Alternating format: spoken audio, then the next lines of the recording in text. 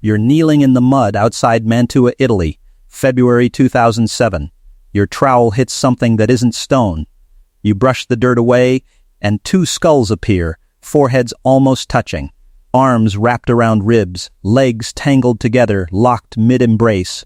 Two people, barely 20 years old, buried side by side 6,000 years ago, and they never let go. Right now you can summon 1,000 strangers with one thumb swipe. No mystery, no waiting. That couple in the dirt had neither, just each other. So how did it start? Before flowers, before poetry, before a single dating app, what made two strangers, thousands of years apart from us, decide the person next to them was worth staying for? Long after death did its work on that Neolithic couple, humans had already been trying to capture the feeling that put them there. In 1933, a French diplomat, an amateur prehistorian named René Neuville, was sorting through a box of unlabeled artifacts near Bethlehem. One stone caught his eye, a fist-sized lump of calcite, oddly smooth, clearly shaped by hand. He tracked down the Bedouin who'd originally found it and followed him back to a cave called Ain Sakri. What Neuville was holding is now the oldest known sculpture of two people locked in an embrace. It's roughly 11,000 years old, carved by Natufian hunter-gatherers thousands of years before the wheel, before farming, before a single word of writing existed anywhere on Earth. No faces, no names, just two bodies, curled into each other, chiseled out of rock by someone who clearly felt something worth preserving.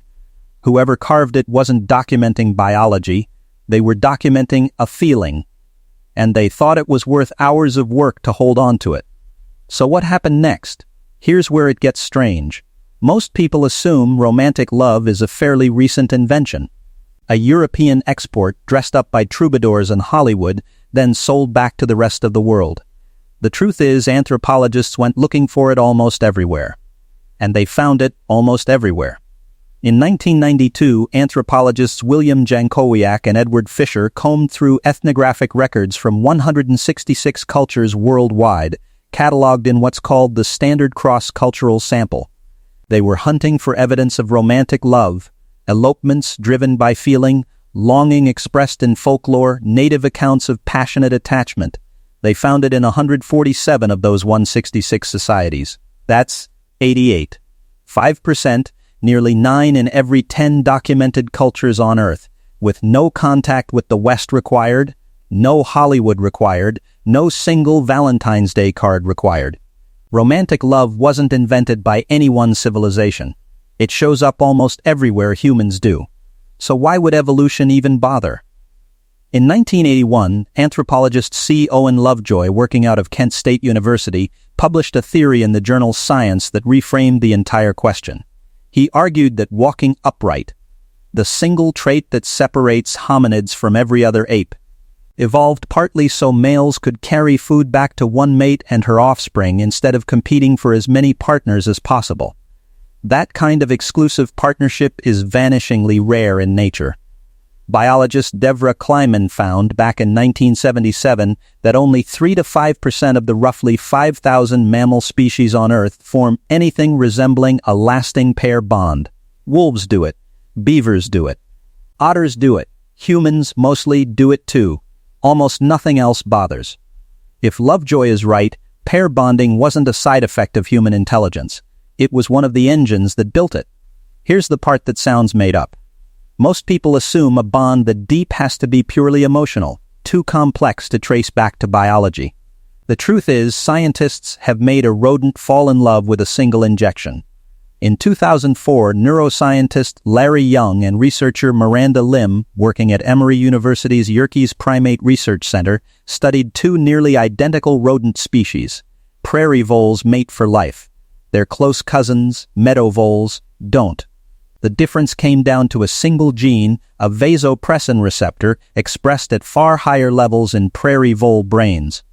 So the team took that one gene and inserted it into the brains of promiscuous meadow voles. The meadow voles paired up. Given a choice between a familiar partner and a stranger, the altered voles chose to stay, every time. One gene transplanted into one brain region, and a species with no history of bonding suddenly could. So if the wiring is that old, What did ancient humans actually say to each other? For that, we don't need theory. We have their handwriting. In 1951, a Sumerologist named Samuel Noah Kramer was sorting through drawers of untranslated clay tablets at the Istanbul Museum of the Ancient Orient. He found one, catalogued only as Tablet 2461, that had sat unread since it was excavated from Nippur in modern-day Iraq more than 70 years earlier. When he finally translated it, it turned out to be a love poem written almost 4,000 years ago in the voice of a bride addressing her groom, full of longing and nervous affection.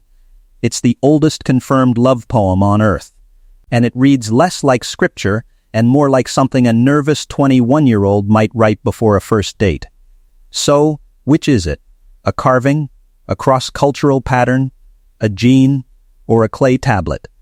Everyone assumes feeling and biology are opposites, that if something is chemical, it can't be real. That's a false choice. A gene made bonding possible. A body chemically rewarded it.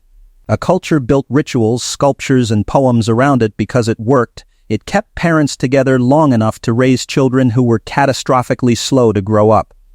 Romantic love, the thing that feels like magic when it happens to you, is very likely one of biology's oldest and most effective survival tools. It just wears better clothes now. We didn't invent it. We got extremely good at decorating it. Back in that trench outside Mantua, the archaeologists made a decision. They wouldn't separate the two skeletons to study them individually the way you normally would. They lifted the whole embrace out of the ground in one block of earth and moved it, intact, into a museum case, because pulling them apart felt like it would undo the one thing that had survived 6,000 years. You will almost certainly never be carved into calcite, or written about on a clay tablet, or dug out of the ground in an armful of dirt. But somewhere underneath the apps, the algorithms, and the small talk, you're running the same ancient hardware that put those two people in the ground holding on. It just took evolution 6,000 years to build a species patient enough to love someone all the way to the end, and stubborn enough to keep holding on even after that.